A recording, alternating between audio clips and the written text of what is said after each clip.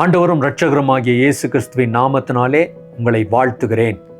இன்றைக்கு ஏசாயா தீர்க்கதரிசன புஸ்தகத்திலே 41 அதிகாரம் 10 வசனத்தில், நீ பயப்படாதே, நான் உன்னுடனே இருக்கிறேன், திகையாதே, நான் உன் தேவன், உன்னை பலப்படுத்தி உனக்கு சகாயம் பண்ணுவேன், என் நீதியின் வலது கரத்தினால் உன்னை தாங்குவேன்.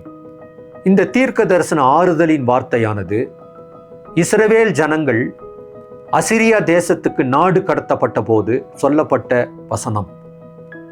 இந்த அந்நிய தேசத்தில் அவர்கள் நாடு கடத்தப்பட்ட போது அவர்களுக்கு முதலாவது ஏற்பட்ட ஒரு உணர்வு பயம், திகில்.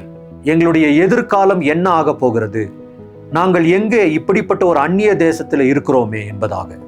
ஆனால் கர்த்தர் அவர் என்ன செய்தார், என்ன வாக்குத்தத்தம் பண்ணினார்? பயப்படாதே, நான் உன் தேவன், எனது நீதியின் வலக்கரத்தினாலே உன்னை நான் தாங்க போகிறேன் என்று சொல்லி ஒரு பெரிய ஆறுதலின் வசனத்தை கொடுத்து அதை நிறைவேற்றினவராக அவர் காணப்படுகிறார். ஆகவே பயம் என்பது நம்முடைய முழங்கால்களையும் நம்முடைய கைகளையும் தளர செய்யக்கூடியது, நாம் தொடர்ந்து முன்னேற முடியாதபடிக்கு தடுத்து நிறுத்தக்கூடியது. மாறாக தேவனுக்குள்ளாக நம்பிக்கை என்பது நம்முடைய நடைகளை ஸ்திரப்படுத்தக்கூடியது. ஆகவே தேவனுக்குள்ளாக நம்முடைய தைரியத்தை நாம் வேரூன்ற செய்வோம். கர்த்தர் நம்மை ஆசீர்வதிப்பார். ஆமென்.